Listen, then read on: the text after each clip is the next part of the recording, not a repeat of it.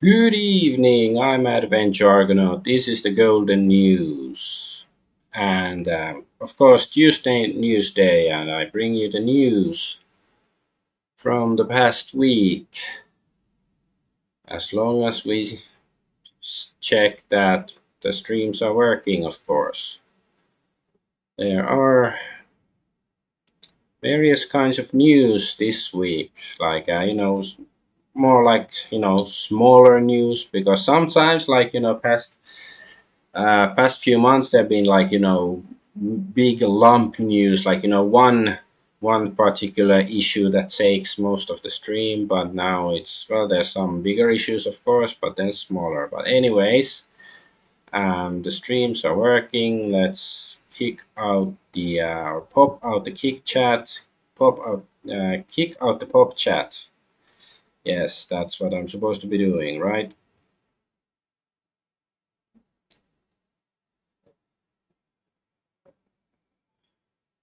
Just got somebody totally not a bot. I got something to show you. Add me on Discord. Some name, and clearly not a bot or anything. And I don't want to see what you have to show me on Discord. That sounds a bit sus. But anyways, let's get going. So just general tyranny and censorship news to begin. Not like nothing too major this week, but of course, stuff happening.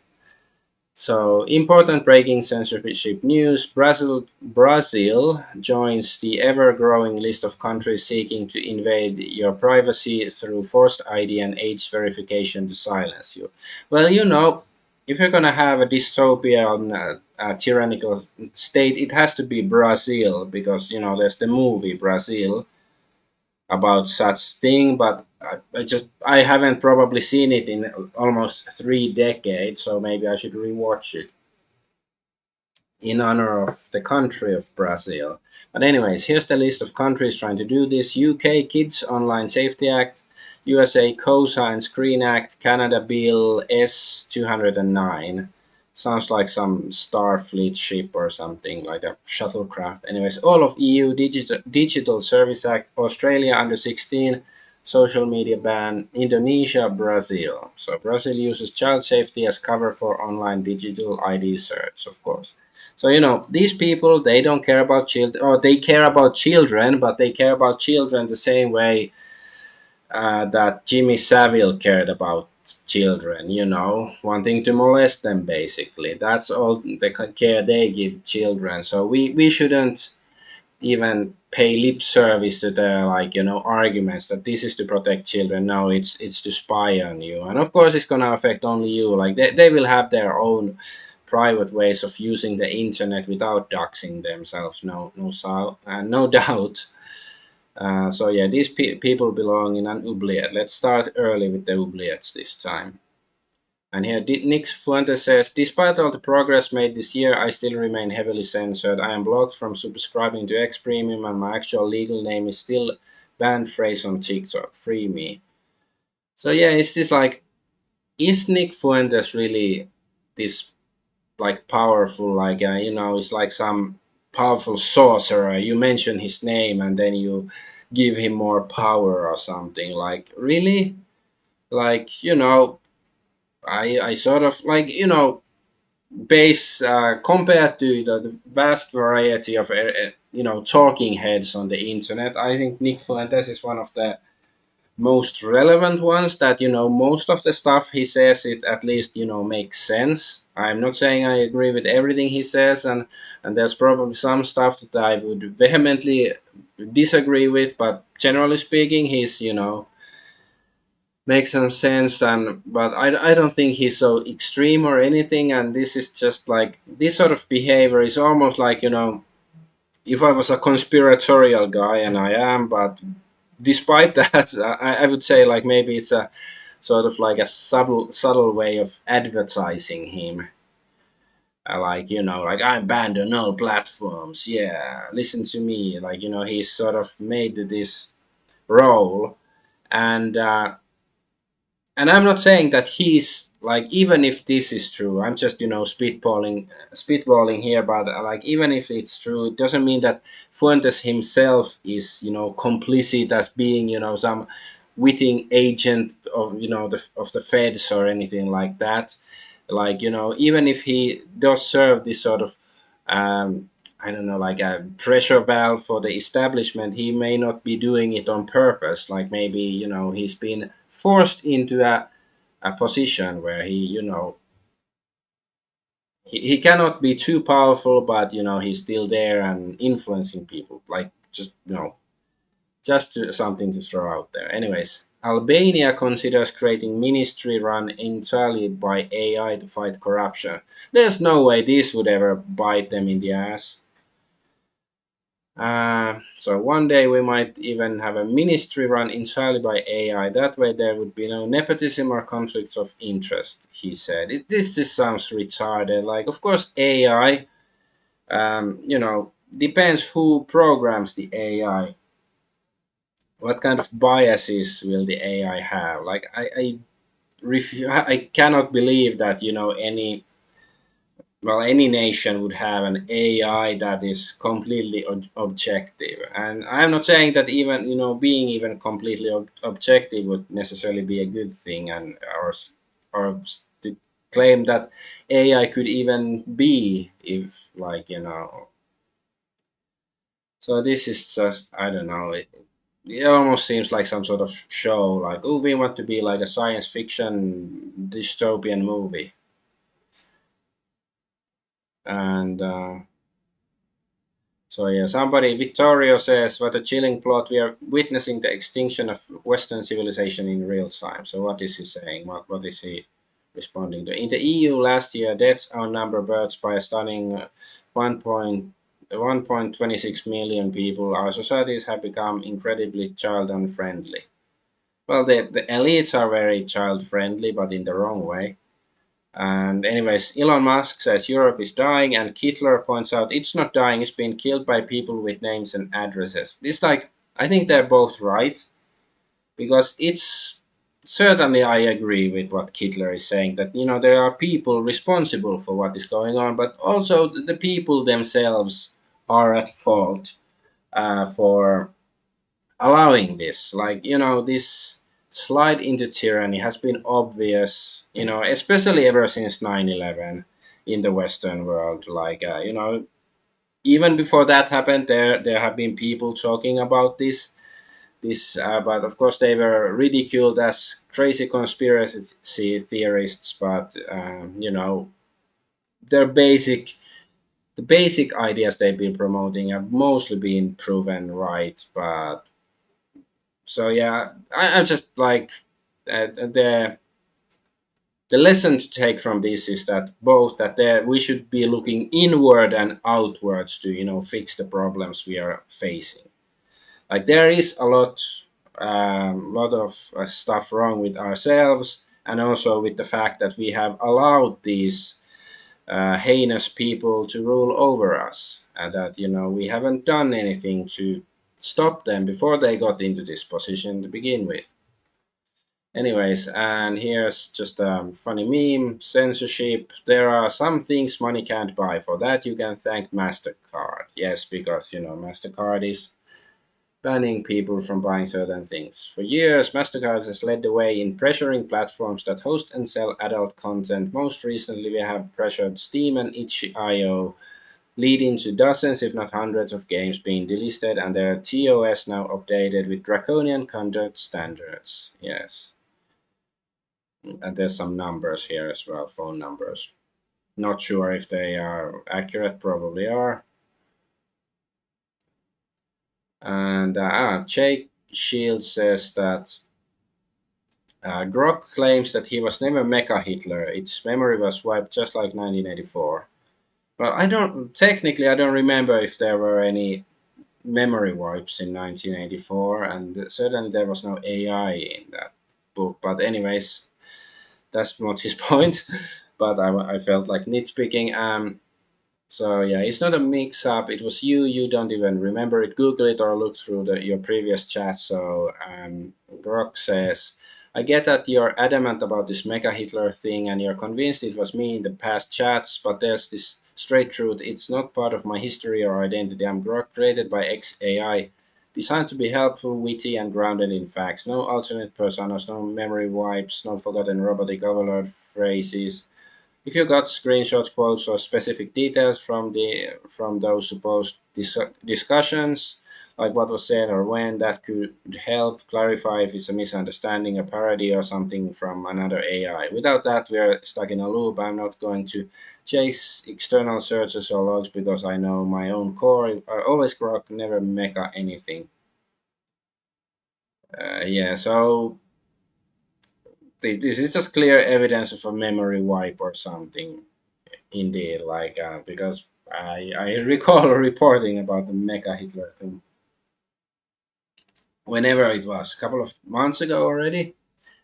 Time goes fast. I don't remember. I think it was like early summer. Where are we now? Oh yeah, then there's this. So Blue Sky holds access in Mississippi to oppose digital ID law. So yeah, Blue Sky blocked Mississippi. Why? A new state law, HB 1126, demands age and identity verification from every user before they can access any online service, no matter the content. What? Fines up to 10K per user for small team building decentralized tools. That's existential. Wait, so you have to verify your identity before any kind of online service. So to use Google, to use Steam, YouTube, to send emails, you have to verify. That's just UK levels draconian. That's worse than UK, right? Are they really? What are they like? What's Mississippi like? Is it Democrat? Is it Republican? I thought it would be Republican, but I don't know. Maybe I'm wrong, or maybe Republicans are just like Democrats, and vice versa. So yeah, Supreme Court allows Mississippi age verification law to take effect, advancing online digital ID push. Yeah, so it's honestly horrifying that states are passing forced age verification laws now, and the Co-sign or Screen Act hasn't even been passed yet in Congress. And what is Trump doing about this? Isn't he like the based, freedom-loving American and all that stuff? Like, shouldn't he be pushing against this? If he's not just a puppet for the establishment, if he wants actually to drain the swamp, does anybody talk about that anymore? Why is it down here again? What's going on? All right. And so Chibi Reviews also says this. So breaking news: Carla Reyes is someone heavily involved with payment processors like Visa. She's now associated with a new game called Take Us North by Microsoft. The game is about encouraging illegal immigration into the USA. She also appears to be involved with Sweet Baby Inc. This is more like games and entertainment section, but it's also tyranny section. Everything flows together into a big ball of shit. So to summarize what has happened in the last few weeks: collective shout contacts, payment processors to ban adult games, payment processors hate icky adult games and act like a mafia to control what we can buy. They say they censor content for brand protection. Like this, I think anybody who does these like sensors for brand protection, this brand should be destroyed. Like the whole corporation should be dismantled. Corporate death penalty. That's what I advocate. Like there should be like because I created this concept of corporate death penalty because according to certain laws, um, like corporations are people too, so they should be treated like people, and if they do something bad they should be punished, but since they're not actual people then they should be punished even harder. They don't have due process and whatever, at least shouldn't have. In reality of course they often have more rights than people, but yeah, if I would say like if it's up for the corporation to prove they're innocent. Like if you make me emperor of mankind, Like a corporation, if somebody accuses them of doing something bad, they have to prove their innocence. Otherwise, I will just, the corporation. Anyways, and of course, talking about just the corporation, not about the people. No, nothing like that. Anyways, Roblox has a pedo scandal, and Visa is directly partnered with them. Remains silent. Roblox's VP of Civility and Partnerships also serves on boards for the Family Online Safety Institute, FOSI, to force ID age verification. And Visa works with activist groups and Microsoft to make a game called Take Us North that encourages illegal immigration into the USA that gets people hurt or killed in real life. I don't think he means that the game gets people hurt or killed, but illegal immigration does, of course. But yeah, it's not just about your no lewd games or whatever. This is about controlling you. This is the kind of people who want you to own nothing and be happy, but they will of course be owning a lot more than even now, because they want to own everything you own, even though they already have more. And payment processor and online safety stuff being connected blows my mind. UK is censoring the public for talking about migrants. They even label you a terrorist for it. Other countries trying to do the same thing. Visa employees encouraging illegal immigration and forced ID. See, that's your problem, that it blows his mind. Like I knew about like their intentions. Like I cannot say I knew about this specific agenda a decade ago, but I knew what they wanted to do. Like a lot of people have been talking about this kind of stuff for decades and decades. Well, how they want to spy on us, control us in every possible way. But for most people have been happy to play their game. So maybe this is actually a positive thing, that they are coming for our games and entertainment. Like they already ruined most of the entertainment industry. So now people cannot uh, escape into escapist fantasy as easily as they used to. So now everybody's just okay. Let's just get let's start building oubliettes, and let's start putting people into the oubliettes. Maybe that will fix things. All right, but let's move on. So that's about the basic tyranny stuff. Then U.S. politics stuff. There's a few different stories regarding or related to U.S. politics. So yeah, here. So after raids on John Bolton's D.C. area home, FBI Director Patel says no one is above the law. So this is interesting that they actually FBI raided John Bolton's home. Like as far as I don't really know. Like did they find something and whatever? But there's this article that was not very informative. I don't know if there's some other article there that's better, but I just thought it was funny because, anyways, the FBI executes a raid on former National Security Advisor Bolton in the early morning hours. Experts unpack the surprise tactic. So yeah, just talking about, because it happened in the morning, and that's usually how they do it, because you're groggy and you're less likely to, I don't know, destroy evidence or fight back when arrested and stuff. uh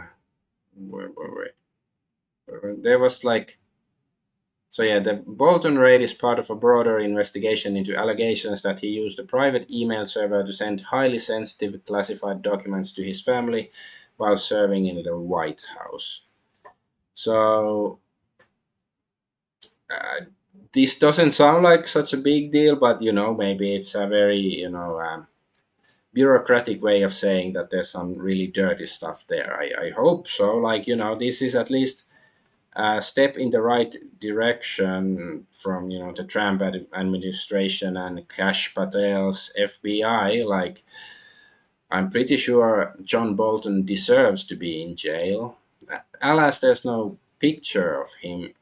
Is there a picture of him? I don't want to scroll too much. Maybe there's something naughty there or something. But, the guy with the big mustache.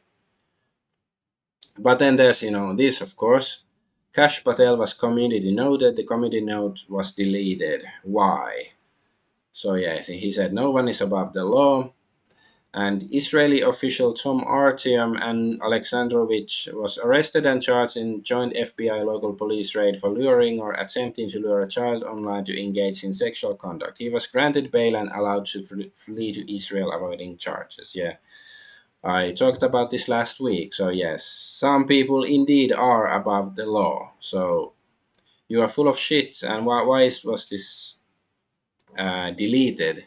The note, because it's correct.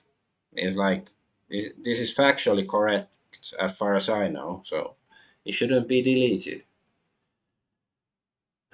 And then there's this: Trump has deployed 4,000 Marines to Venezuela. He doesn't rule out boots on the ground invasion. Venezuela has the world's largest oil reserve. I'm not saying it's necessarily about the oil, but it's like, what the fuck is Trump doing? Like, he was supposed to be, like his first term as president. I was still had a positive image of him, even though he didn't drain the swamp. He didn't arrest Hillary Clinton, nothing like that. But at least he didn't really start new wars. But now he's seems to be heading in that direction. Nor has he ended the Ukraine war or anything. So either he's not trying or he's just incompetent. Like, take your pick, which is the better option. So yeah, what fucking business does the U.S. have to do in Venezuela?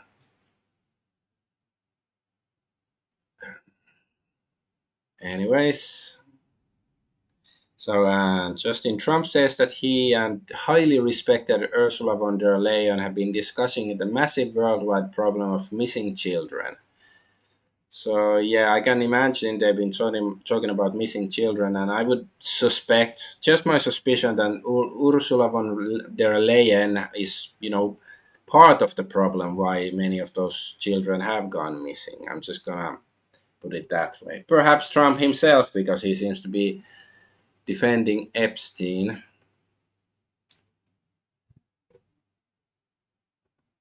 Was this? And oh yeah, and Trump signs executive orders to end cashless bail in Washington and nationwide, tasking the DoD with creating a special National Guard unit to address public disorder and imposing a 1 year jail term for burning the American flag. Like, these other things, maybe they're good things, maybe, but like burning the American flag, like this is, like and somebody would say, like, if you don't like America, then leave. But isn't that one of the things that people like about America, that you supposedly have the freedoms to do even stuff like this that people might find stupid or offensive? Like, especially like is a jail term. Like, I could understand the fine, but this is certainly like should fall up on under the purview of freedom of expression and freedom of speech. Surely. Yeah, the American flag in question. Yeah, because I think it was like just a few weeks ago, like they said that burning the Israeli flag in America was illegal. So now it's also American flag. It's the second flag that is illegal to burn in America, but not the first one. And I see lots of, conservatives defending this, and it's like, if you do this, like, if Japan says something like that, it's like, yeah, okay, because that's Japan, that doesn't advertise itself as the bastion of freedom and all that, and freedom of speech and everything. But America, that's basically that they how they always advertise themselves. They're the foremost country in various kinds of freedoms, but I guess not anymore. Like, I'm not saying maybe they never were, but at least now the pretense seems to be going away. And here's Thomas Massey, one of the decent politicians out there. Good morning. Today would be a great day to tell your representative to co-sponsor my Dual Loyalty Disclosure Act. If HR 2356 sounds like star date in Star Trek. If dual citizens run for office, they should disclose all countries in which they hold citizenship. Don't you agree? I think it feels crazy that something like this wasn't already law. Like, I, I wonder if this is a thing in Finland or I don't know, Japan, Israel, China. Um, Anyways, and Trump calls Netanyahu a war hero and says, "I guess I am too." Then more than 50K children were killed in Gaza till now. Okay, how many like has these guys even put on a uniform to and shoot a gun, go to a battlefield? Like maybe Netanyahu has. I don't know so much about his earlier life, but I'm pretty sure Trump has never actually seen battle. Unlike some Austrian guy a century ago who actually was decorated and stuff. I don't know. It's like assuming this is true. Like I don't know really who this guy Megatron is. Oh, Megatron. Wait, he's a Decepticon. Can I trust him? Well, I trust him more than this guy. So yeah, I'm gonna trust Megatron on this one. Anyways, Thomas Massey, ask yourself why have these three billionaires spent over $2 million attacking me over the past 6 weeks. Is it because I'm one of 435 votes? No, it's because I have been exposing the swamp and will continue to do so as long as I'm in office. Yeah. I don't know who these are, but what the fuck? Are these even people? And this is like I don't know, a worm egg. Like, are these human beings? Like, genuine question. I don't even know anymore. Are these humans? That's why they wear masks because it's like, and there's somebody standing behind him with the nose facing, but it almost makes it looks like he has a second face to his on his on his the right side of his head, and his ear is also weird. So yeah, I'm starting to think maybe the like the reptilian theory didn't go far enough. There's something even freakier going on with our elites or something. You have to combine They Live and all these series about reptilian shapeshifters and stuff to get to the truth of what is actually ruling over us. Why do these things like I copied these here like a few hours ago, so I don't know for some reason it likes to scroll down. Anyways, Thomas Massey, burning your own American flag is ninarded. Okay, that's I've heard the word, but of course it's some I guess politically correct version of retarded, and I can excuse that because he's a politician, so he won't say retarded. Anyways, it's retarded, but it's not illegal, nor should it be. No one should want a federal government so powerful that it can lock you up for a year for burning your own stuff. Yeah, basically. Flag burning, whether it's US or Israel, is covered by the First Amendment to the United States Constitution. Neither Congress, nor the President, nor a judge can make it illegal. Yeah, exactly. Like, that's America. Many other countries, like, yeah, you know, I'm not saying that maybe burning your flags, generally speaking, should be illegal, but that's America. That's different. Goes against the principle of the founding fathers or whatever the fuck. Oh, okay. Let's go to UK next.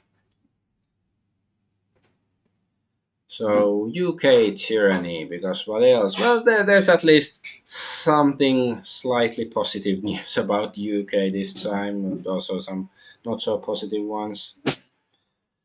So Lucy Connolly, the mother, jailed for a racist tweet after unrest following the murder of three young girls at the Taylor Swift themed dance class last year, will be freed tomorrow after serving over 9 months of her 31-month sentence. So you go to jail for several months for a racist tweet. Like I don't care. I don't know what the exact content is of this tweet, but oh, so this is the tweet supposedly. Being cornered by rival gang members and being forced to twerk for my life at gunpoint, but doing a dance so sensual and mysterious it moves them to tears.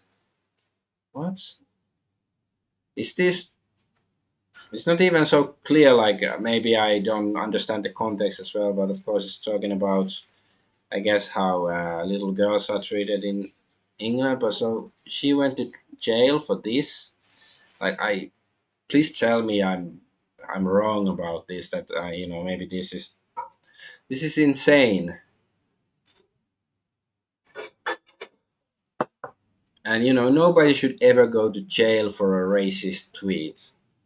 Like, no matter the content, like if you can just say it's racist, like if it's also racist, then you actually make a death threat or something, but then it's no longer a racist threat, then it's a death threat tweet. So it's like, the death threat is usually worse than being racist, according to any least reasonable laws in any reasonable country, which UK certainly is not.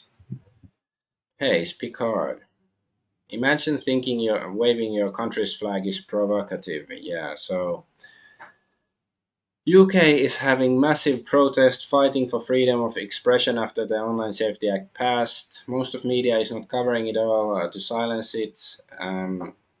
Since when they do cover it, they call those who are waving the UK flag stuff like this. They seem like UK is finally fighting back against the government that actively works against its people. So that's great news if it's true. Like, I don't know, because if it's being covered up, I don't know how. Like, of course there probably are some sort of protest in UK, but whether they're massive or not, whether they're actually truly getting. I hope the Englishman is starting to hate, like they really should start to hate the people that deserved all the hate. Um, and of course, like there's the some controversy, like was the, some pub or something that there were some guys that wanted to go inside, either like wearing the English flag, or either it was like a sports tattoo on their face, or like or paint, or actual flag, and they were banned from the pub and stuff. And I think some are, but yeah, some that the UK flag is considered offensive, and I do recall something like that in Sweden several years ago or something, that the immigrants might find it offensive to portray Swedish flags. Well, I agree, Swedish flags are offensive, but that's neither here or there. And this is major incident in York last night. When was this? So this is like almost a week ago. A Muslim gang viciously attacked locals raising flags. So it's the English flag and the Union Jack. Police swarmed the area. Ofcom are censoring post about incident. This country is about to explode. Full story below. Where Allegedly, an Amazon delivery driver Muslim got into an altercation with a local young boy about flags raised on his house. The dad came out to tell the delivery driver to go away. After the delivery driver brought his crew with him, and hell broke loose. So Ofcom are censoring post about the incident online. Yeah, so CCTV. I'm not gonna go on into all these details. Like, I just hope that he's right when he says that the country is about to explode. Like, because I've been advocating for regime change in UK for quite a while now. Like many other European countries too, and maybe not just European countries, I advocate regime change. But yeah, UK seems to be the worst right now. Like they're in a competition. Like like the console like manufacturers, they are in competition to make me hate. Which one do I hate most? Because for a while I used to hate Sony and PlayStation the most, even though I used to be a PlayStation fanboy over like 2 decades ago. But Sony was truly abhorrent. But now Nintendo is becoming better at being abhorrent. But yeah, then there's this case. So there's these girls, don't touch my little sister, she's 12, and they were, she was wielding a knife and an axe, and of course arrested for it because there were some immigrants, I guess, trying to do some naughty stuff to them. and now she's the symbol of British resistance now. And hey, if it works, I'm all for it. And of course, she was arrested by the cops. Teen girl charged after reportedly seen with bladed weapon on Scott Street. And yeah, she's from Scotland. Scotland. And but of course, I have this voice of teal deer uh, in my brain saying it's gynocentrism. Like if teenage boy did this, that it would be soon forgotten and all that stuff. I don't know whether it's true, but like, well, whoever it is, like the English should start, and the English and the Scottish and the Welsh should start getting their own countries back. Yes, yeah, so they should start getting their countries back and be very irate about the situation in their countries. And there's of course already, well, this looks very AI art. We don't know her name, but she's a hero nonetheless. I guess. Well, it's more symbolical. Like I'd really like to see. This is just symbolical, actual actions done, but like instead of symbol, like symbols are good, but we need more. And yeah, I sort of like this medieval um, drawing more than this. AI slop drawing. I'm not against AI slop. I practice AI slop myself, but this might also be. But this looks, nicer. Anyways, what's this? Oh, yeah. There's one more version of this from this George Alexopoulos guy. Away with thee, commanded the lass, wielding two handfuls of steel. Okay, sort of funny. Mm. All right, but that's from UK. So hey, I do hope that UK is gonna see regime change soon, an actual regime change, and not just the Keir Starmer, his Labour, right? So just getting Tories back in charge because nothing will change. If it's just that, like need radical change, and radical just means going to the roots of the problem. But anyway, so some Ghislane Maxwell transcripts were released and stuff, so I guess that's good. But it's just, stuff that she says. So it's, how much do you trust? Because I want to see, people arrested. If both Epstein and Maxwell were guilty of human trafficking and stuff, who were they trafficking people to? And, even like, because I've seen some arguments saying like Epstein is a distraction. He's not that. He was just doing these lewd parties, and that for one, that they're, as far as legally speaking, he hasn't been convicted of actually actual pederasty, like is mostly with doing lewd stuff with teenagers who are at least after puberty. Like it's still immoral and probably illegal. A lot of this, well, he was convicted, so illegal and immoral the stuff he's done, but he's not he wasn't molesting 5-year olds or anything.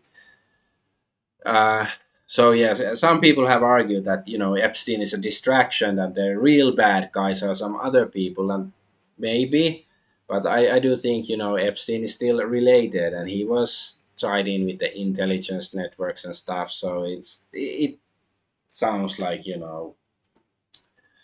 sort of whitewashing his crimes. But anyways, so yeah, some transcripts and audio were released. So are these like, I assume this is like the 1st of July 24, 25. Is it like from the last 2 years or something, like this year and last year? Or is it, I don't know, is it a year? Anyways, but the House Oversight Committee will redact and censor Epstein files before releasing them to the public and will consult with Trump's DOJ during the process. So are they actually gonna release some Epstein files? But yeah, if they're gonna be redacted and censored, then it won't be worth much. And was this?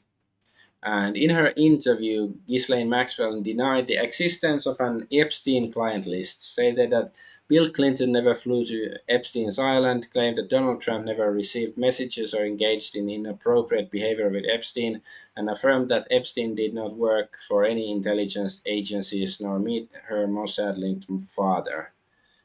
This comes weeks after she was transferred from FCI Tallahassee to Akashi minimum security prison in Texas, often referred to as the Club Fed. Yeah, so it sounds like even like Bill Clinton, I thought, even Trump said at some point that Clinton went to the island, right? But Trump is saying that the Epstein files, Epstein stuff is all a hoax, Democrat hoax. And well, yeah, this might be true.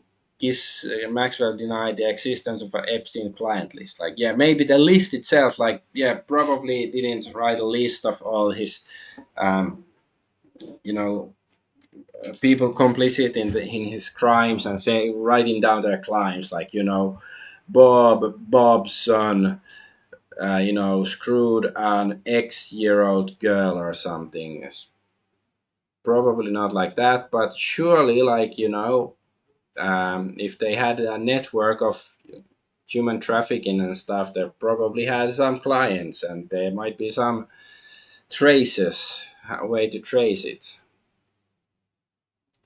So yeah, I asked when were these statements made from Grok, because people are complaining like you shouldn't ask Grok's questions, but hey, sometimes I'm curious and sometimes I'm lazy. So yeah, the statements were made during Ghislaine Maxwell's interview with the DOJ in July 2025. Yeah, but like, okay, if is the DOJ doing anything, the Department of Justice, or is it like because she is in jail, so she did something, she trafficked children, like what's going on? Like, where are the other criminals? And Trump on Epstein files, give them everything you can give them because it's a Democrat hoax. It's just a hoax. The whole Epstein thing is a Democrat hoax. So but because Epstein was in jail previously, like before he died in prison, and he had been convicted of some stuff. I don't recall the exact charges and stuff. So is he saying now that Epstein was never any kind of criminal? He's been framed. So it has Ghislaine Maxwell been framed too? Like what's going on? Like at least explain it clearly. What do you mean that by Democrat hoax? Does he mean that the files are hoax, that he never wrote the files, but he is a scumbag who deserved to be in jail, or what? Or was it innocent? He was a good guy who never did anything wrong. What Please explain it. Can a journalist please go ask him these questions? And Ghislaine Maxwell claims, or she says and claims Epstein worked. Oh, okay, yeah, no, it's right. Says claims that Epstein worked for any intelligence agency are bullshit. So Todd Blanche, whoever interviewer, I guess. So did you? And here is DOJ redaction. Hmm. Anyways, so did you ever know Mr. Epstein to communicate with FBI agents, either like intelligence FBI agents, like a source, or just generally with FBI agents? No. What about any other intelligence agency like CIA, Defense Intelligence, or any other law enforcement agency? Okay, I don't think so. I think that I don't remember anything like that. I just don't think he had wherewithal, and I think the whole aspect of that is I can I use a bad word? Yes, yes, bullshit. This sounds like bullshit to me. Unless Epstein, because I recall reading about Epstein like 15 years ago and his networks and stuff, long before he was arrested during Trump's previous term and, dying or allegedly dying in prison and stuff. Like, has it been a hoax ever since all these, allegations of his ties to these networks and stuff? Has it been a hoax for that long that they've been pushing to distract us from something else? Is that the case? I don't think so, but and here Ryan Dawson says three judges are holding Epstein Maxwell testimony hostage: Judge Richard Berman, Judge Robin Rosenberg, Judge Paul Engelmeyer. Noticing a pattern here. Yeah, they are all Korean names, right? But I guess they, uh, well, the transcripts were released, so I guess the judges, um, they were overruled or whatever. But it is still a curious pattern if Ryan here is correct about these judges. And was this?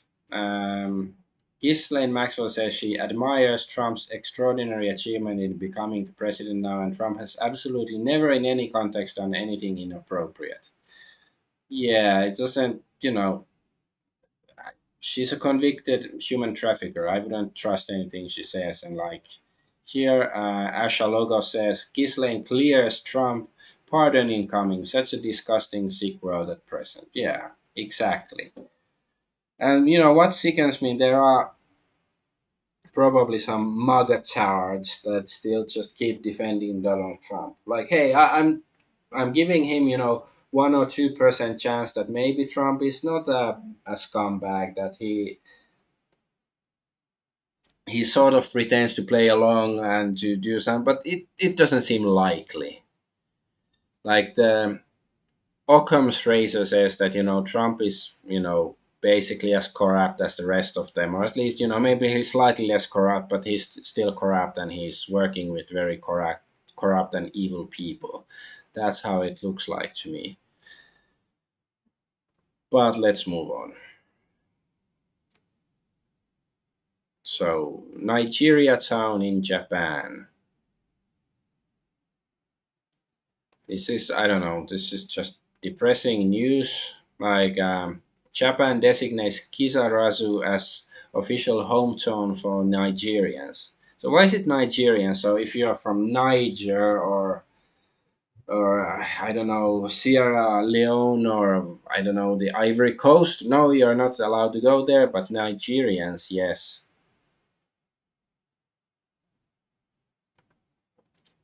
And Japan is speed running their replacement. At the TICAD 9 meeting, Japan created a special visa program to settle African migrants in Japan. Four Japanese cities were designated as hometowns for migrants from Nigeria. Okay, there are other: Nigeria, Tanzania, Ghana, and Mozambique.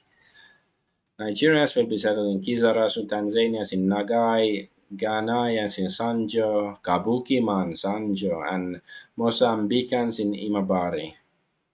Well, Imabari sounds a bit like some African word, so maybe that's appropriate.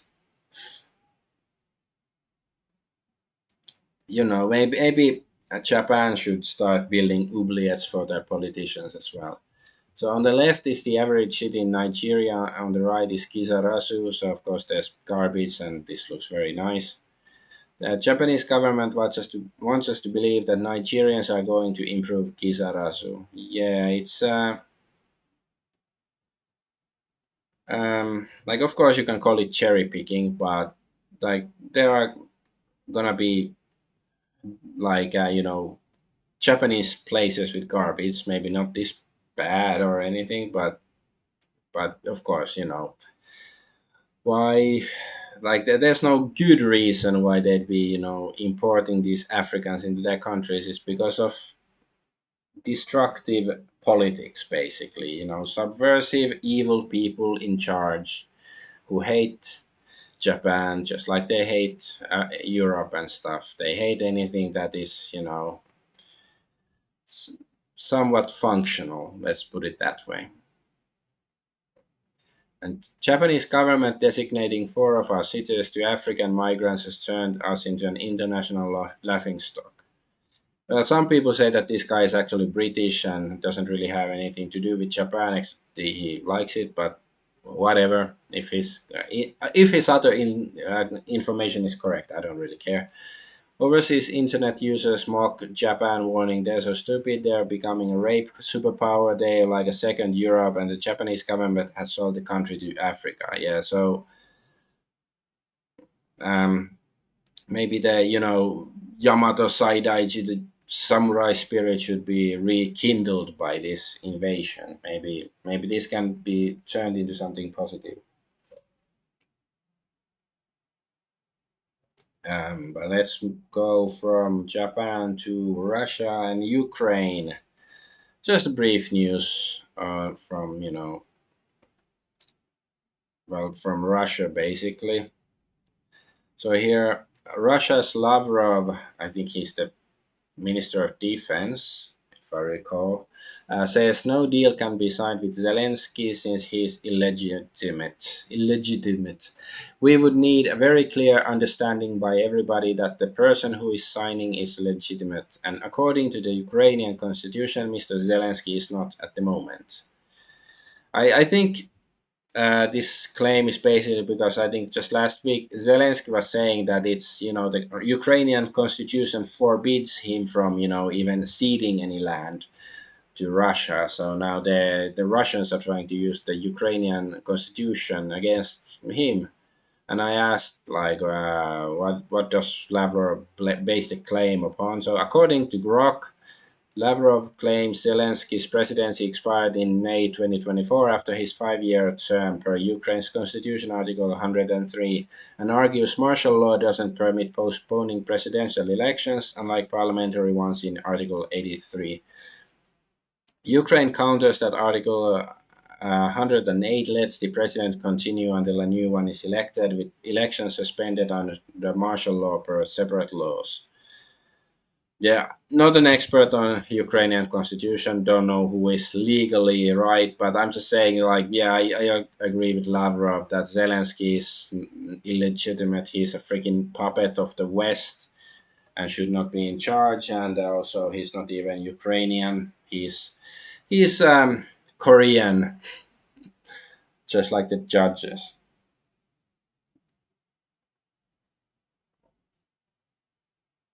And what do we have here? Oh, so face and voice to be intellectual property in Denmark.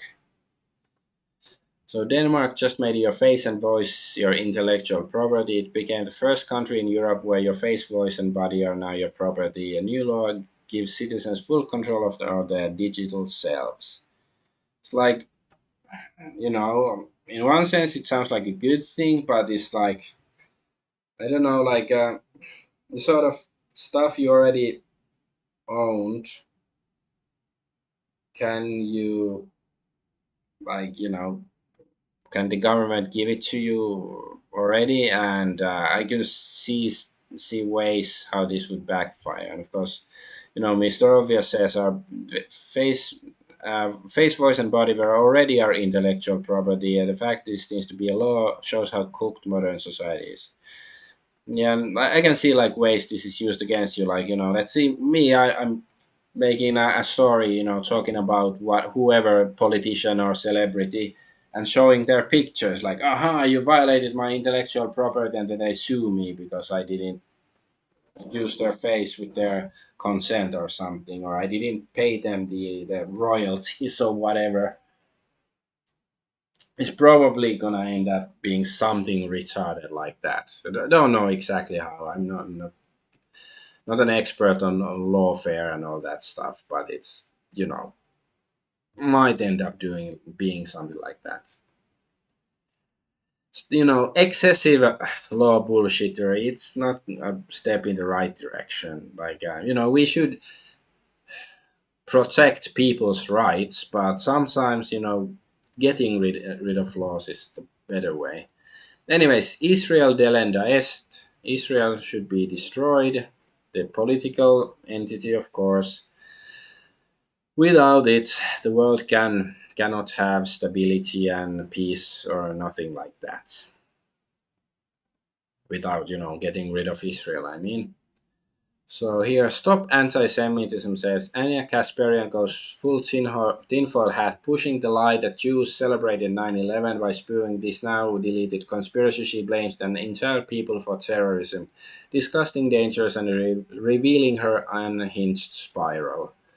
Well, Anna here says, to be fair, claims they were dancing is very offensive as there is no proof of such behavior, aside from the witness who called the authorities after she saw it happen. FBI and police documents states that Israeli nationals claimed they were simply documenting the events of 9/11, which they definitely had no idea about ahead of time. They just happen to have this incredible talent for predicting terrorist attacks before they happen. So yeah, it's the dancing Israelis on 9/11. Very well documented. It happened. They were arrested, and just like the pedo last week, they were also sent to Israel without being prosecuted in America after the greatest terrorist attack in American history. It's anti-Semitic to acknowledge FBI records, so please, in the same of protecting Israel, do not look for or read what our own FBI reported. Yeah.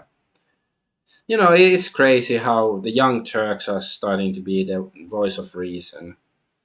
Like, these people, her and Cenk Uyghur, I guess they are demagogues that, I don't have much faith in them as individuals, but if the stuff they are saying makes sense, I'm gonna report it. Um, and here somebody saying this is a copy of Mein Kampf in Arabic. It was recovered from Gaza Strip, where it's a bestseller.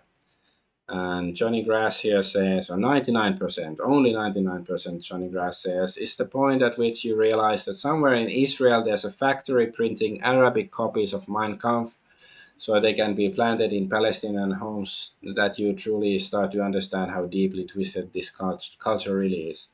He's probably right, but also, I would say at this point, especially, if they can afford them, the Palestinians probably would be reading Mein Kampf, like thinking maybe this guy was onto something. I think Palestinians especially are in the, except that, there was the Havara agreement that, he, the mustache man did send a bunch of Jews to Israel back or Palestine back in the day because he wanted them out of his own country. But anyways, here genocidal Z-Nionist streamer Destiny has admitted to having CP on his computer, saying in DMs that it's as much as 60 gigabytes. This is the streamer the Israeli government flew into Israel to launder their image. He has now been reported to police. So yeah. So Willie Mack show, I reported Destiny to the police after he admitted in DMs with me that he is still holding on to sexually explicit videos of an alleged minor. So yeah, I don't know the details, like what sort of videos does he have and what did he admit to having. Here is Yari Cohen, who worked at the Israeli Foreign Ministry, praising genocidal Zionist uh, pedophile streamer Destiny as they organized the PR tour for him. So Destiny, I post a full unedited interviews for everything I've done. Every single person you watch engages in more propaganda and edited footage than I do. And Yari Cohen, it really seems to upset people when human beings genuinely come to Israel to try and understand the conflict better. Okay, but whatever. Yeah, I don't want to go too deep into this one, but I just so if he actually, well, one thing you could say in defense of Destiny here, that he's a kind of a liar, that I wouldn't trust him to tell me the time of day. So if he says that he has CP on his hard drive, he won't actually be lying for it for some weird flex. So yeah. Well, I shouldn't say that, because if he actually has to go to court, he might use this and it might work in his advantage.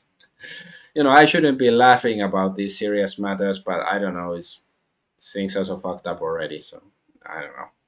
And here, Megatron saying relations between Australia and Israel have completely collapsed. Netanyahu says history will remember Australia's prime minister as a weak politician who betrayed Israel and abandoned Australia's Jews. I don't really know. Yeah, Israel, rest in peace. I agree. But I don't know whether this is true. Once again, it's Megatron. I don't know how reliable he is, or what did this Australia's prime minister, whose name I don't even know, what did he do? But I hope this is correct. And this is Matt Kennard here saying this is a UK spy plane sent over Gaza by Keir Starmer on July 28th. Pilot forgot to turn off transponder. It spent 3 hours circling Khan Yunis, where most of fighting was happening. Intel gathered was given to Israeli military in real time. UK has been participating from beginning. See, UK delenda est. Like I'm saying, maybe the United Kingdom should be deleted, and maybe England, Wales, and Scotland should be independent or something. Maybe it's time for something like that, and maybe the British Isles would be better off for it, and maybe Northern Ireland should be given back to Ireland. Maybe it's just very foul nation being for the last century. The UK is the country responsible for the creation of Israel. They wrote the Balfour Declaration and gave the screwed over the Palestinians and gave to the land to the current occupants of that area. So there is something wrong with UK. And perhaps perhaps it can be fixed with less drastic measures, but UK seems to also be brought up when bad things happen. And yeah, this is like another Holocaust. So what is so horrible? Oh, what is the freeze Palestine? Okay, so Jewish passengers shocked as Iberia Airlines serves kosher meals with free Palestine note. Just seems like some bit of trolling. I appreciate it, but hey, it might be illegal or something somewhere. So be careful if you do something like this. Israel begins assault on Gaza City. Initial stages underway, military spokesperson says. So this was already like a week ago. But of course, they do it like, I guess it is impressive that they've been waging war there for a couple of years now almost. And I guess there's still some people alive there. Because I don't think the Palestinians can fight back much. I guess they have some weapons, but do they have any planes or tanks or anti-air defenses? Maybe. I don't know really. Here, Cenk Uyghur says Israelis believe their own mythology about 1948. They were innocent folks gardening in a kibbutz when all the evil Arabs attacked out of nowhere. No, Israel was formed by several terrorist groups like Irgun. They killed so many Palestinians that millions ran for their lives. Part of the reason why there's so much terrorism in the Middle East is because the Israelis proved it works. Then the Israelis kept on attacking all their neighbors, um, including a surprise attack in 1967 where they destroyed everyone else's air forces and took a lot of more lands. Yeah, the pattern is same everywhere.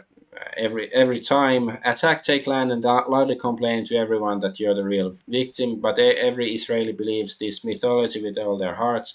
So no matter how much land they take, they convince themselves it's self-defense every time.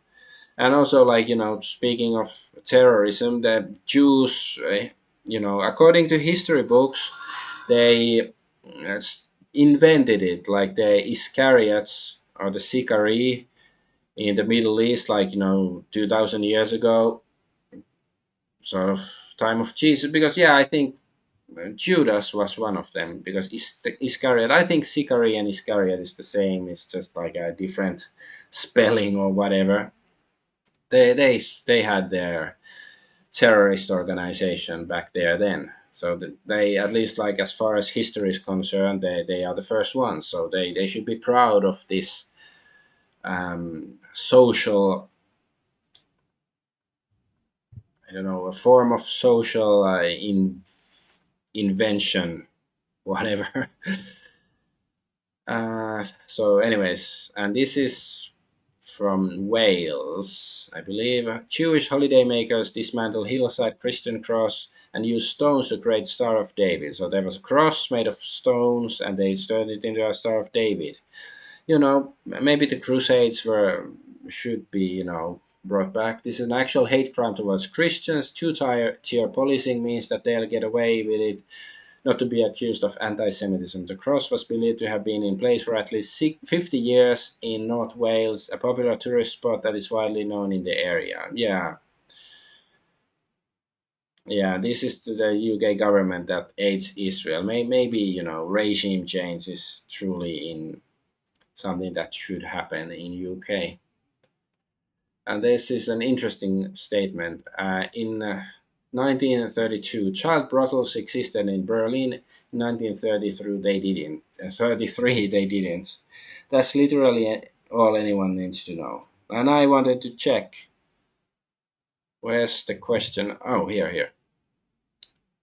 So I asked Grok if it's true that they existed in 1932 but not in 1933, and Grok said, historical sources confirm child prostitution existed in Weimar Berlin in 1932 amid economic crisis, often due to poverty. In 1933, Nazis suppressed street prostitution and decadent activities, leading to closures, but they later regulated and operated their own brothels. Some claim that the claims may be exaggerated or propagandistic, so I wanted to confirm. So, did Nazis have child brothels or not?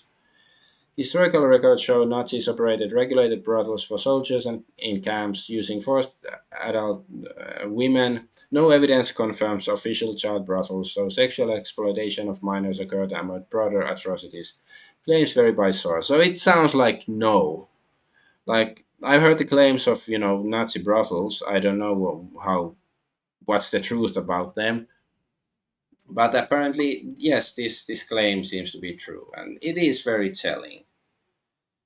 And I'm not saying that 1933 in Germany was perfect, but something seemed to be improving. Was this? And yeah, so here's fascinating values. So there's the pride flag with the Star of David and Temple Micah. Abortion access is a Jewish value.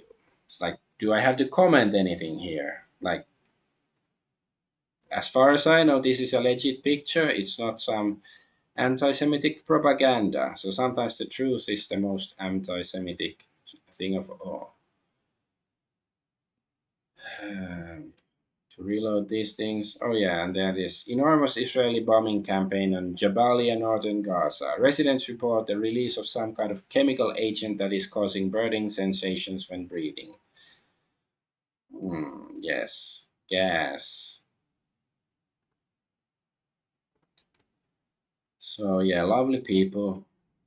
What is this? Oh yeah, and there's this. I think I reported this unless it's a different journalist. So, Cameron Al-Gad TV was live documenting rescue efforts of the first strike of Nasser Hospital that killed journalist Hussam al-Masri when the second strike hit rescue workers, reminded that Israel is ordering medical workers and a population to move south where this compound is. So, Israel murdered a Reuters journalist in a hospital as rescue workers tried to recover his body. Israeli on TV, along with three more journalists.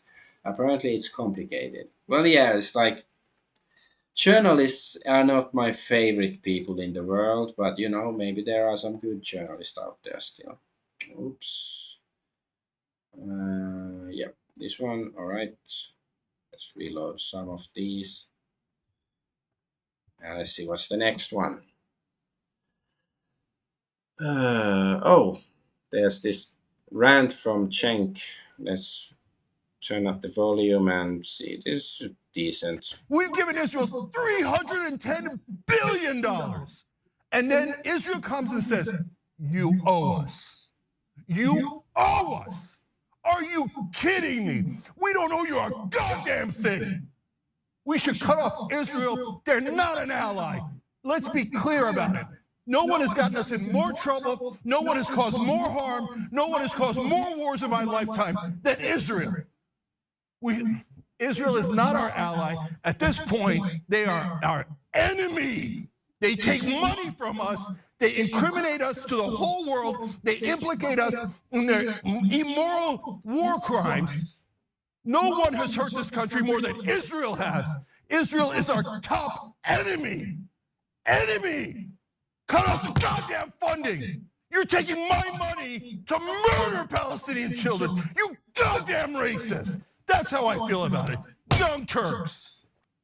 Yeah, he's completely like right. I agree. Except it's sort of lame when he say you goddamn racist. Is racist is not like a very effective insult anymore, or you know, negative label anymore. But anyway, so yeah, it's Israel is the enemy. Yes, it's the enemy of humanity, I would say. So he's becoming like the based Alex Jones or something like. Because has Alex Jones gone on a nuclear rampage against Israel like this? He occasionally criticizes it slightly, but just like, does it has he gone on a rant like this? And Israeli settlers pee, dump feces, and throw animals into Palestinian wells to contaminate water. All of this to drive families off their land. And there's this historical picture of Jews seasoning wells in Europe. Hey, Jeffrey Epstein fan account. United Slaves of Israel. I don't know. I have to follow. I never seen this before, but this seems interesting because Jeffrey was clearly innocent of any wrongdoing or anything. And what's this? Oh, okay. This is not Israel de Lendaest, but Israel de Lendaest. Like, but let's just go back to this image. Maybe our ancestors were onto something. Maybe they weren't the ignorant peasants and hicks that we were told by modern academia and media and stuff. Maybe they were. Maybe their intuition was onto something. Let's just put it like that. And so, is freedom of speech bad? The question or the claim was put forth by this guy, Gentile News Network. Unpopular opinion, but freedom of speech is actually a bad thing. So, well, the easy answer is, of course, like, well, yeah, I agree. So I think this guy should be censored. Like, start of like, yeah, and he even has a blue check mark. Unlike, Nick Fuentes or, what's the MMA guy? Jake Shields. Like, I don't think they can even have a blue check mark. So I think this guy, he has so many views. Like, he's clearly promoted. Like, it is like this guy is supposedly some anti-Israel adjacent. He's supposedly some anti-Semite, but he gets so many views. I post something, I say something, I get maybe 4 views. So, but yeah, I think this guy should be banned. But however, like, let's try to analyze the statement a bit deeper. Like, the because you can just say maybe he's using polemical tactics to gain attention, and he got my attention. It's like, because factually, like, no society never has 100% free speech. Like, certainly some societies have more free speech and others have less. But no, like, there's always gonna be some sort of taboo. Like, usually, instigating crimes, like, the mafia don.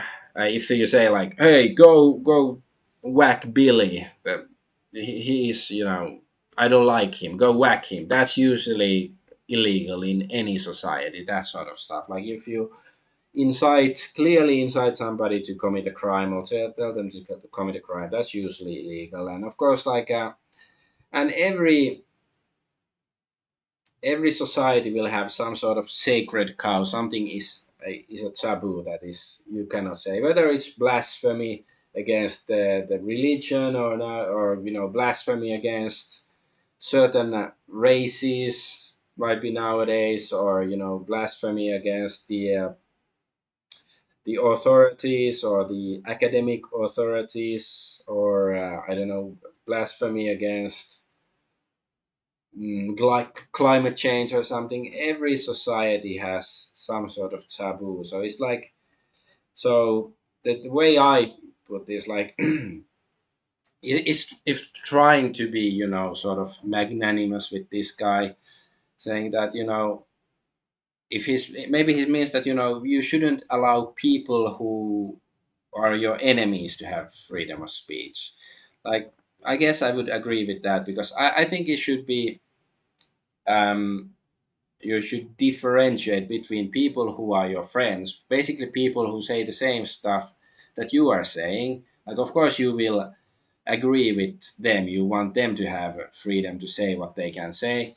But then there are people who are neutral, that maybe you don't agree with what they are saying, but they're not really your enemies, and I think they should be allowed to say. But then there are enemies, like, if there are people who say that, um, if there are people who say that you should be allowed to molest small children, it's like, well, actually, I would allow those people to say the things, but I would, because I want them to out themselves. But certainly the act and the intent should be criminal. But yeah, so anyways, like, people who want to subvert your society, like, sure, there should be some restrictions on them, but that's, that can of course be tricky, because then you might actually be, um, suppressing the speech of people who are either your allies, or at least, people who are sharing the country, or the internet platform with you, who are not your enemies. But yeah, I do think this is a low IQ take, but well, it's smart in the sense it got some attention. Well, it doesn't have so many likes though. There's many views, not many likes, and not that many replies. But like, so to, put some nuance into it. Like, of course, like, it's just the reasonable, the adult thing is that every society has some restrictions of freedoms of on freedom of speech. Like, personally, I believe that there should be few, like, of course, some restrictions, but generally, I do think that freedom of speech is good. But it's more like, I don't think that most people really grasp what it means, or they don't really care. Like, a lot of people claim to support freedom of speech, but, like, then they would, because they just think about the things that they want to say. But if you say things like, let's say you think that, uh, the mustache guy was a good guy, like, no, I wouldn't, no, that's Nazi stuff, no, that shouldn't be freedom of speech. Like, even if you don't agree with it, I think you should be able to say it. And, hopefully somebody can dispute if you think they are wrong. If they are factually wrong, then you should have freedom of speech and freedom. So, so ideas can fight, and hopefully the best ones can win, these dated ideas. But nowadays it's like, nope, I don't like you, I'm just going to suppress you. And yeah, like, you should have some discernment. I guess that's what I'm trying to say. You should have discernment. Like, some things you might disagree with, but they are not necessarily just, um, subversive enemies that want to destroy you and use your freedoms against you. And then there's others that you might disagree with, but they still, they still, their concerns, their words have some merit, that even if they're wrong, they should be allowed to say it. But anyways, let's move on to the last part, to the gaming and entertainment section. Although, like, we are going back to Israel Del and Diaz, because this is well related to both. So Microsoft shuts down questions about layoffs and Israel ties at Gamescom 2025. At Gamescom, Microsoft blocked a veteran Obsidian developer from discussing the company's recent layoffs and its reported ties to Israel during an interview. So let's see, there's an article. So let's just find this word Israel here. We don't want to read everything. So, okay, the update. Let's go back to the original article. Original story here. So, Microsoft prevented a veteran developer at Obsidian from sharing their thoughts on the company's latest round of mass layoffs and its links with Israel during an impromptu interview at Gamescom.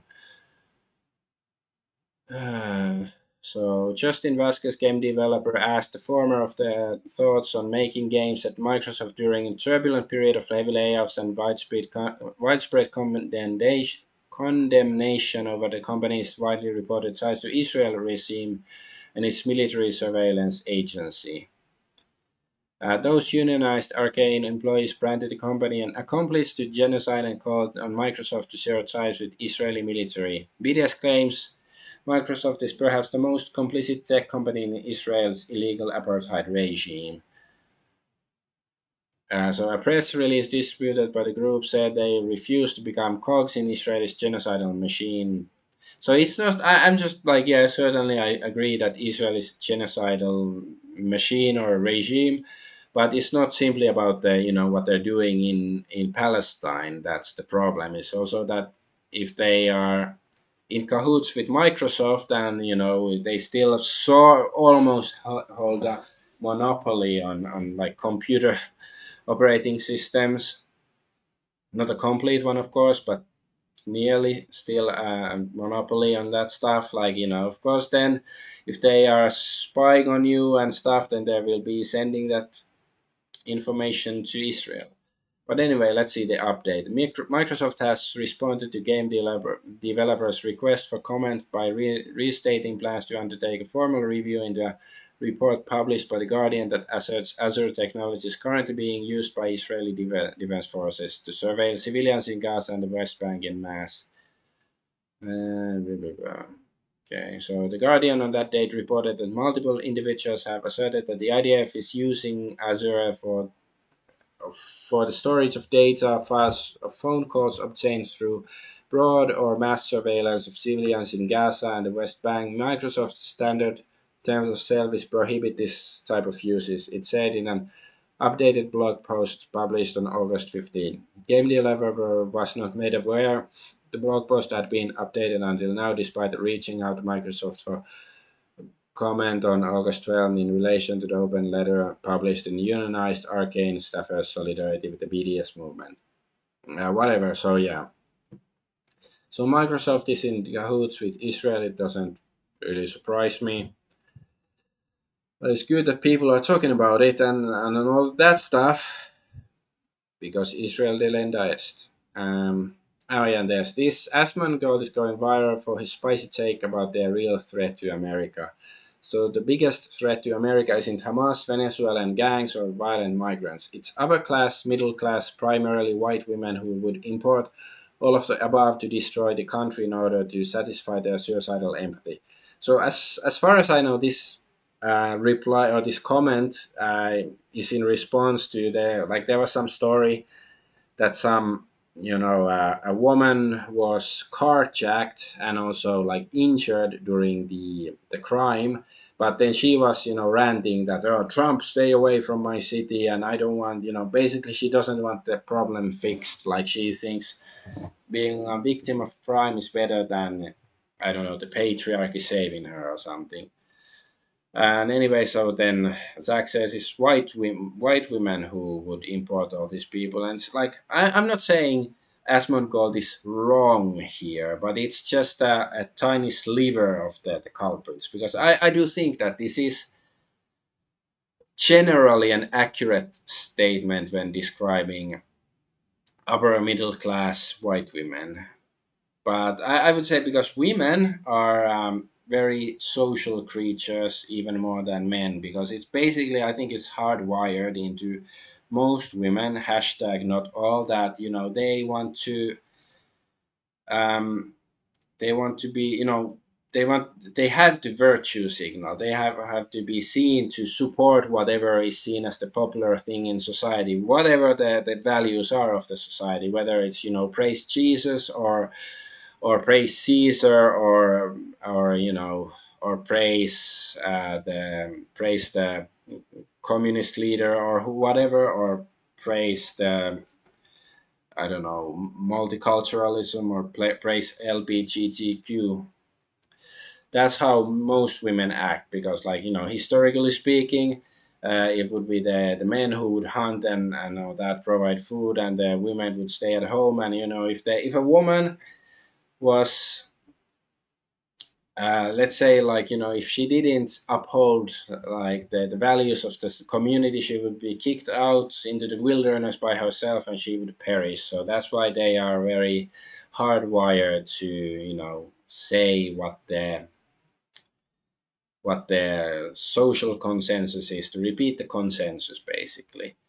And but the reason that white women, the majority of white women are like this is not, though I wouldn't say it's simply because of they're hardwired to have suicidal empathy. I think that is partially um, like programmed by subversive forces in society over many decades. However, like, unlike many, let's say, far right apologists would say, like, well, white women are just victims and we should be white knighting for them or something, and they don't are.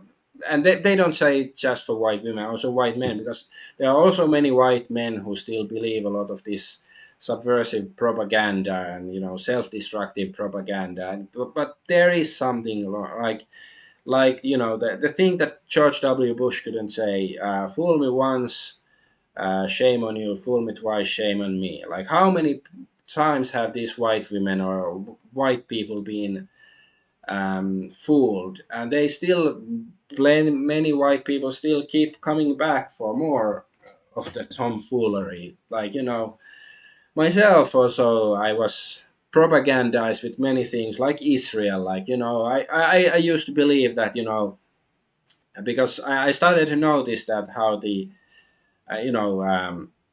well, first, like, I was taught that basically, like, if you criticize Jews, you're a neo-Nazi KKK supporter or something. It's like, well, I'm not like that. But then I started to notice that the way Israel treats Palestine is not really moral. And it's like, wait, Palestinians aren't white people, so I cannot be a white supremacist if I support Palestinians over Israel and stuff. So I was propagandized, but I saw past many of the propaganda. I'm not saying I figured everything out, but it's like, why so many people still, what's wrong with these people that they are so gullible, basically, like, despite all the propaganda. So I don't think that's an excuse. It is like it's a feature, an unfortunate feature. But anyways, let's move on. Oh yeah, there's this thing. So black streamer Roger Jackson almost killed a pro wrestler live on Kick. Is it this video? So yeah, I'm not gonna show it. Maybe it's it's violent stuff. I might get in trouble. But anyway, so yeah, this black guy. So this was pro wrestling or something. So it was a scripted match. But instead of doing the scripted stuff, so anyways, yeah, Jackson was scripted to deliver fake punches to the wrestler. Instead, he delivered 22 real punches to an unconscious man until separated. No impulse control, no honor, not compatible with civilized society. And I no disagreement there. And yeah, whole math, he agreed not to do this beforehand. This was a scripted fake fight with no need for actual struggle. He knew he was on camera. He was unable or unwilling to stop once started. This is the exact same pattern of behavior exhibited in all those police body cam videos. What do you think? Is this genetic? Like, possibly yes. However, I have to point out one thing. There are many black pro wrestlers who, as far as I know, can also understand the difference between it being scripted and and not an actual struggle for trying to beat the other guy up. So it's like it's this one guy who is like, I do certainly believe that different races have different propensities, but that's still like are there other instances of this kind of, like, unable to differentiate that you're supposed to be in a scripted match or not. But yeah, well, it is entertainment if it's pro wrestling. But yeah, it's just like serial stuff, super serial. Anyways, let's move on. Oh yeah, and there's this. So some guy is suing Minecraft or Mojang in a class action lawsuit. So I watched this video. It has some cringe editing, but it's worth watching. So Kian Bros, that's his YouTube channel, has begun his class action lawsuit against Microsoft over them violating customers' rights with their EULA and practices in Minecraft. If you own Minecraft, he's looking for people to participate. Maybe I should look into it because I own Minecraft. I bought it before Microsoft bought the game. So yeah. Um, so yeah, basically he says that they've changed their EULA several times without telling you about the changes, and that's supposedly illegal. And of course, like, well, the whole thing about first when I bought it, I had it on the Mojang account, but then I had to migrate to Microsoft account, which I didn't like. I think Microsoft has made the game worse. But I just like, if there's legal recourse to be had, yeah, I'd be interested. I don't know if, like, what do I have to do? Do I have to pay money? Because I don't. But he did some like Kickstarter that got money, so I hope I don't have to like pay anything to participate in the lawsuit if I can, if I'm able. But anyways, let's move on. But it is good if people are fighting for their rights legally. People who have the know-how and the money to do so. I do think it's depressing that to get your to fight for your rights, you have to have lots of money. That's just fucked up in my opinion. Anyways, after Asmongold reacted to the Gamescom video about an illegal immigration game, is that Take Us North or whatever it was called, they swiftly privated it hours later. You can no longer watch it normally without seeing Asmongold video. They are covering their tracks after being caught for encouraging illegal activity, used in the same link Asmongold did in this video, and you can see it's privated. Okay, so yeah. Now they're trying to hide their tracks. Oh yeah, and it reminds me that there was supposed to be a game with this theme like 10 years ago, Snuggle Truck. And it was actually, I think, because I remember Total Biscuit, rest in peace, he actually did a video on it back in the day.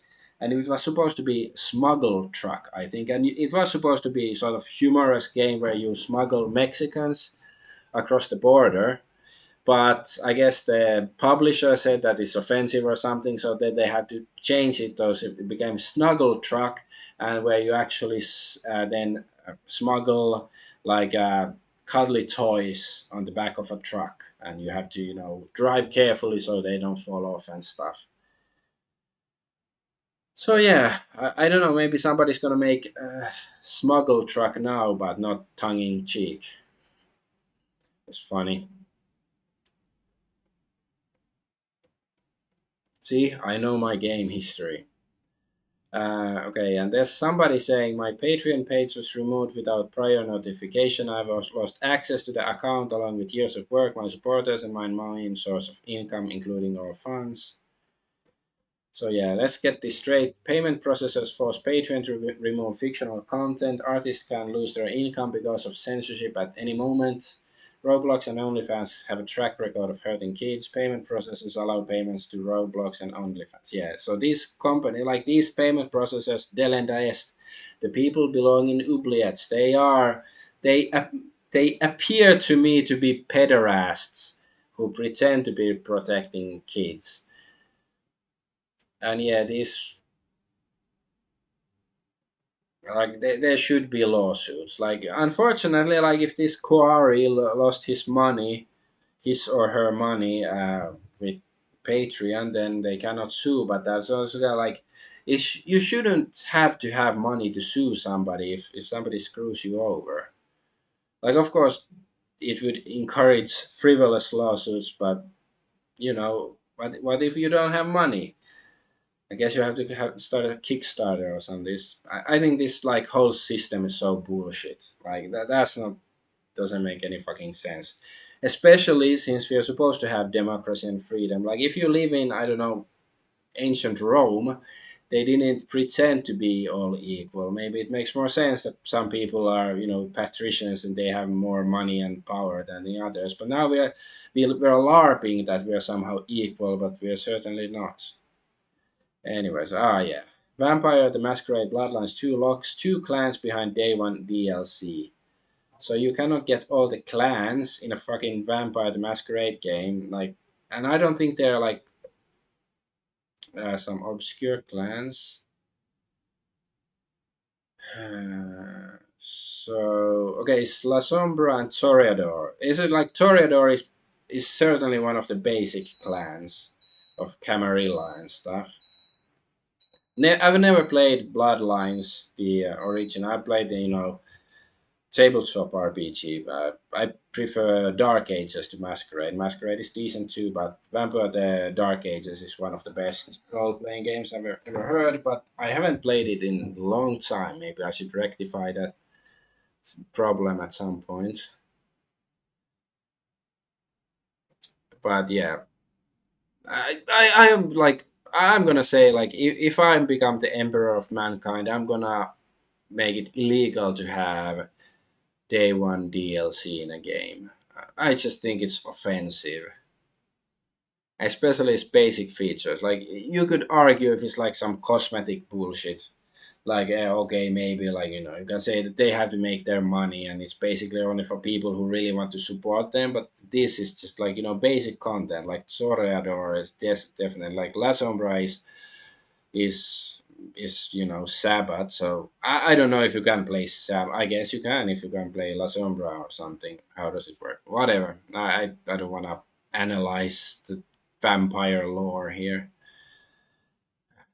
And okay, Metal Gear Solid Snake Eater. So it's 80 bucks. They're just gonna add Denuvo at the last minute, right? Probably. If they haven't added it yet, and 80 bucks for a freaking remake. I find this offensive as well. Like just having an 80 buck game. What did it say in Monkey Island? The end of Monkey Island one, like never pay more than 20 bucks for a video game. That should be law. Oh yeah, and this is Moshi Moshimon is Mr. Metacore. So he was I guess swatted again or something. Thanks for all the messages of support and well wishes. My wife and I appreciate it. I reached out to the DOJ and spoken to the FBI this morning. Not sure who would swat a terminally ill man, but the internet is full of mentally unwell people. We'll see what happens. So yeah, but the good news is he's not dead because a few weeks ago I reported a rumor that he had died, but I guess he didn't die, which is good. Um, so yeah, because I do recall I think he was swatted a few years ago, but I think this means he was swatted again or something. Anyways, here are your female characters in Call of Duty Black Ops 7. Okay, so like this is just like okay, this is ugly. I can deal with ugly, but this is like what the fuck is this? It's like I don't know a mix like AI told to make a mix of a stormtrooper, C3PO, and a potato into a female. I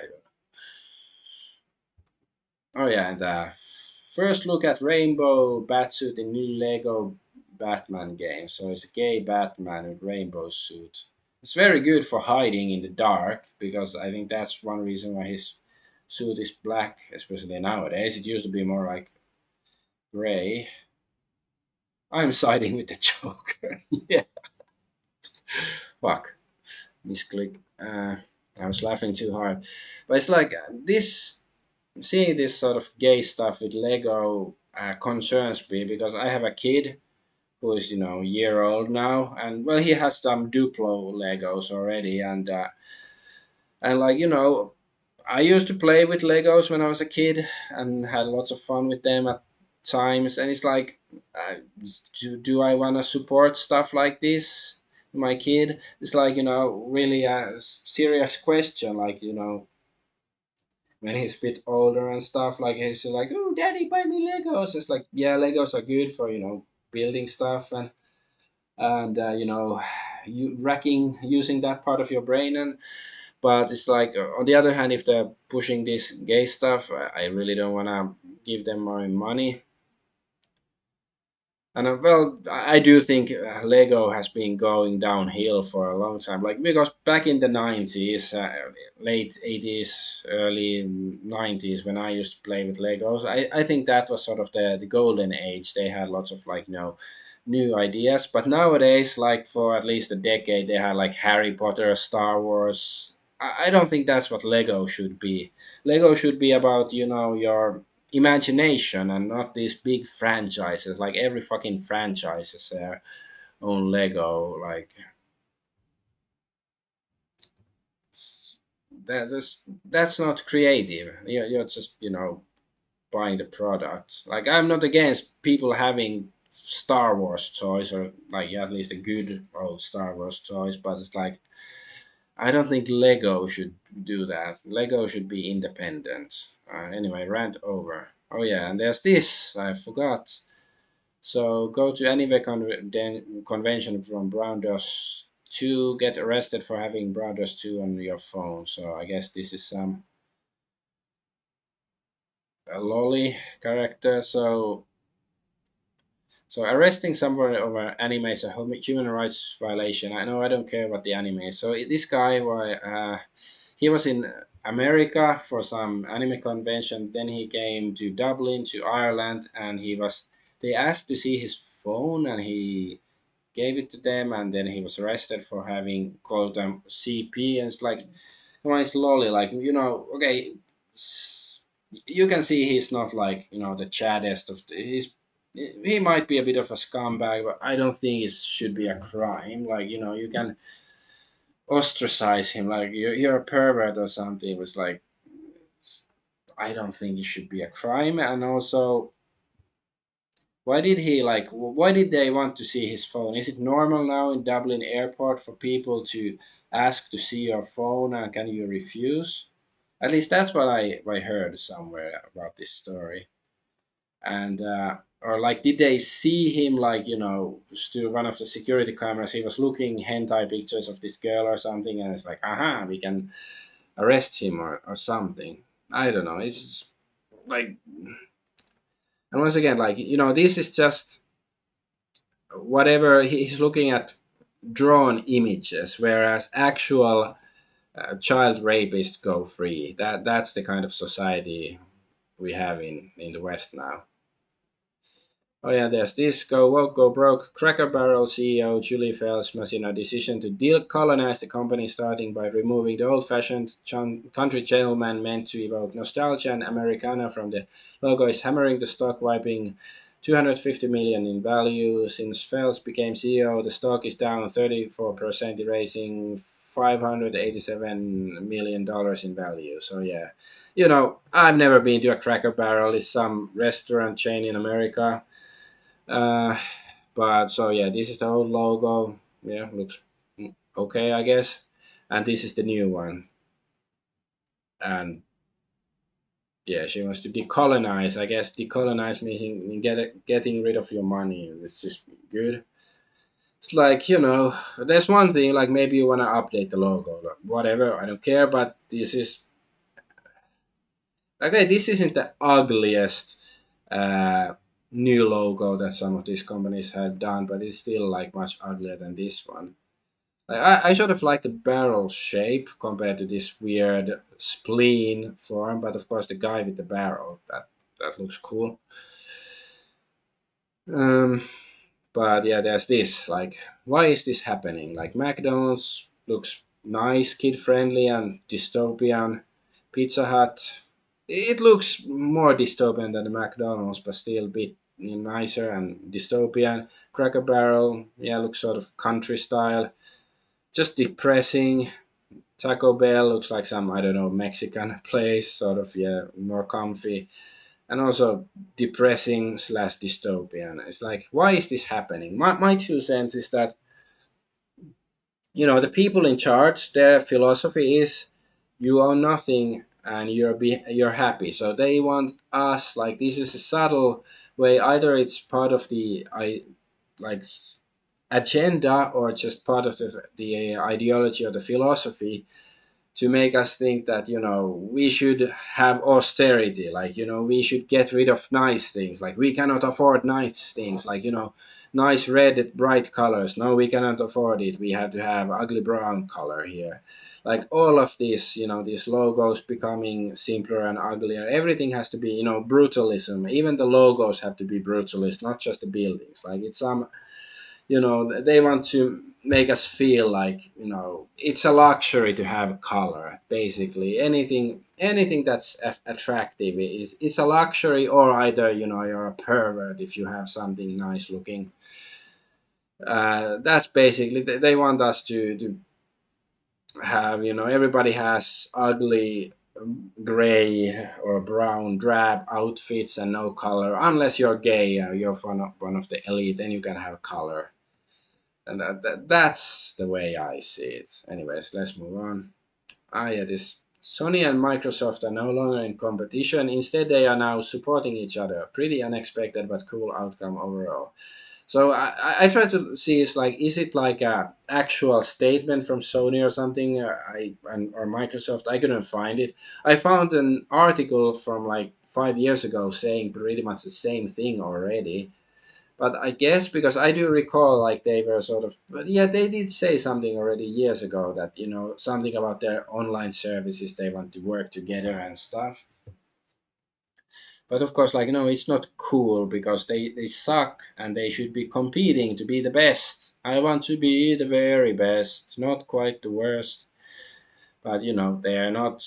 That's not even the good sides of capitalism, to try to outdo your competition, to have the best product. They don't care about that anymore. They just want to basically force, like, the future of corporations is that they're gonna force you, like, you don't want to play the new Assassin's Creed woke wanker woman in Texas or whatever, and oh yeah, then you're that's a hate crime. So, like, if you don't buy the latest woke bullshit on your woke console, then you're committing a hate crime, and then you go to jail. That's basically what the companies have. That they force you to buy their products, otherwise you go to jail or something. That's basically how they think.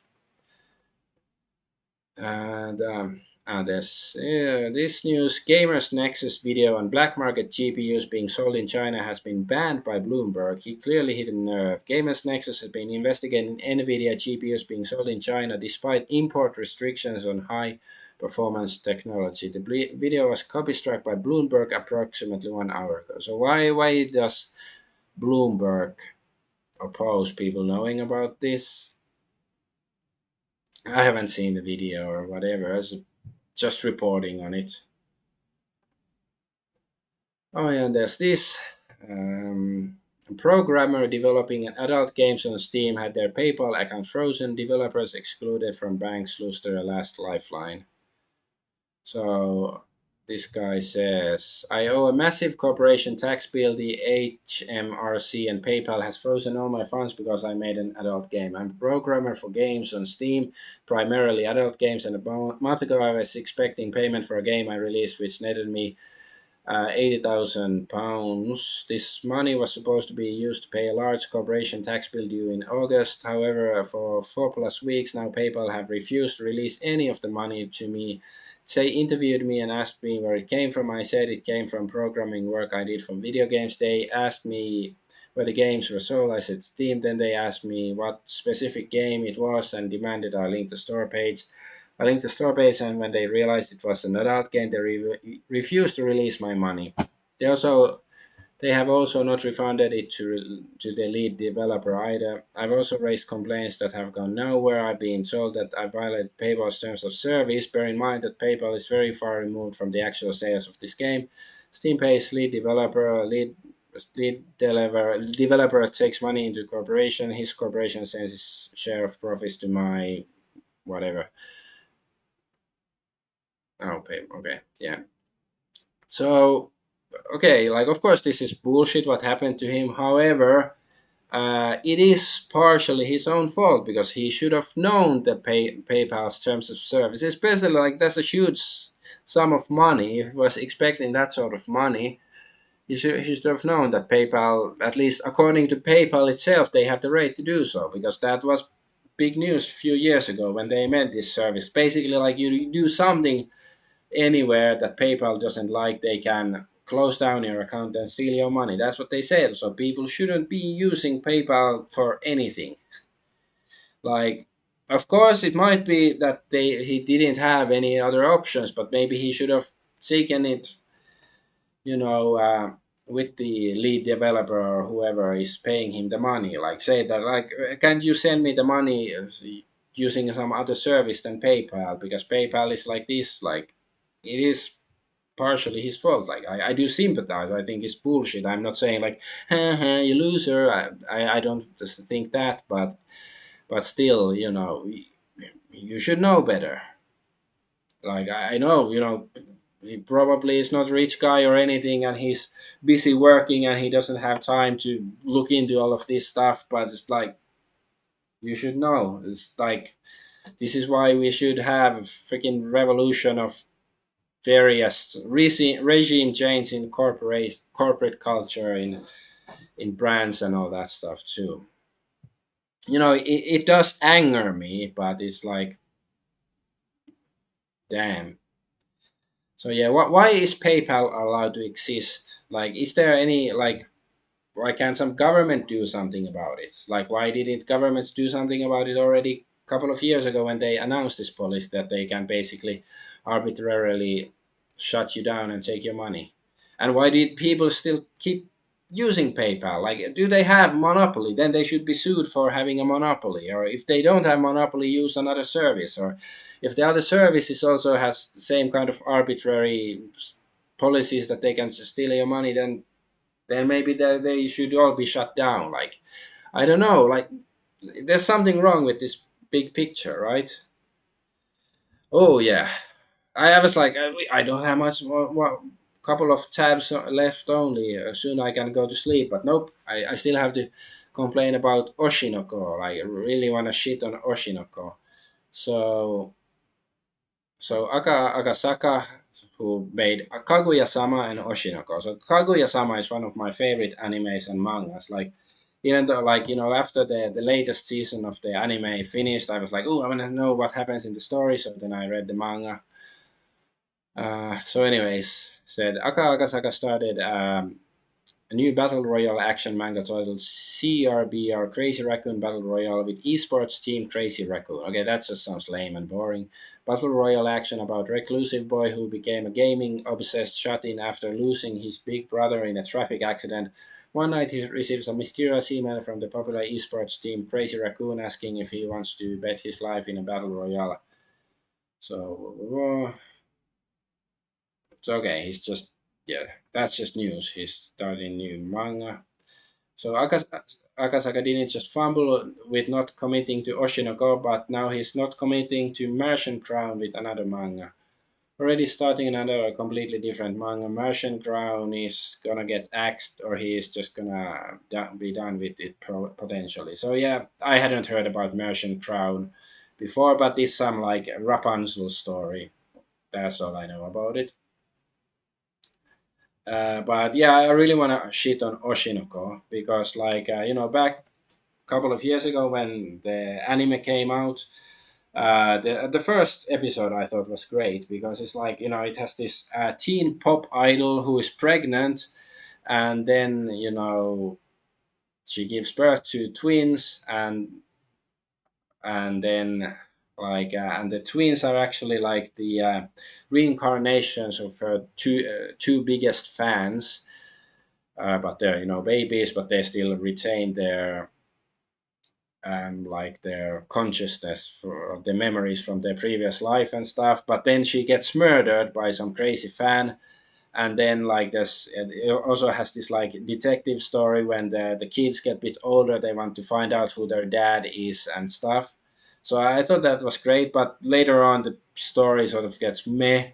Like it's too focused on stupid idle bullshit and not the detective stuff. And especially I really hated there was the reality show stuff, and there was like one episode like some girl on the reality show, she's being a bitch, and then people online are bullying her, and then she almost commits suicide, and it's like, no, wagging finger, like uh, don't like complain about this selfish bitch or something. She's person too. It's like that was really annoying and preachy, and so yeah, it wasn't it wasn't as good as the first episode. But then like then the second season started, and I watched two episodes, and it was shit. I don't know if it gets better after that, but I didn't watch anymore. Actually, I was curious. Just I wanted to hate watch war, but my wife was like, "No, I don't want to watch," and I didn't want to watch it by myself. But anyway, so yeah, it was like it had nothing to do with the actual story. It was just basically saying like, "Oh, the entertainment industry is so cool and stuff." So that's at least what the first two episodes were. Like. That was atrocious, and it's just like I don't know how did Aka Agasaka manage to create Kaguya, because I think Kaguya-sama was brilliant, but after I guess he used up all his talent or something.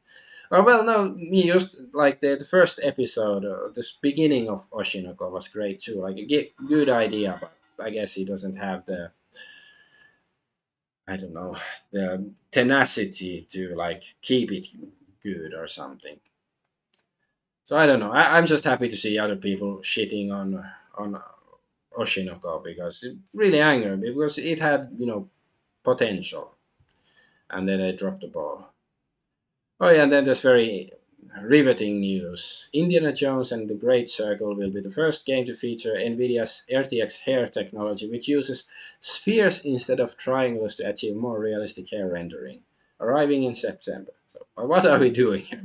Who the fuck cares about the fucking hair textures? Like, yeah, sure, technically maybe you can say it's an interesting stuff, but like no, we care about gameplay and graphic, well, yeah, not really graphics, like gameplay and story are innovative.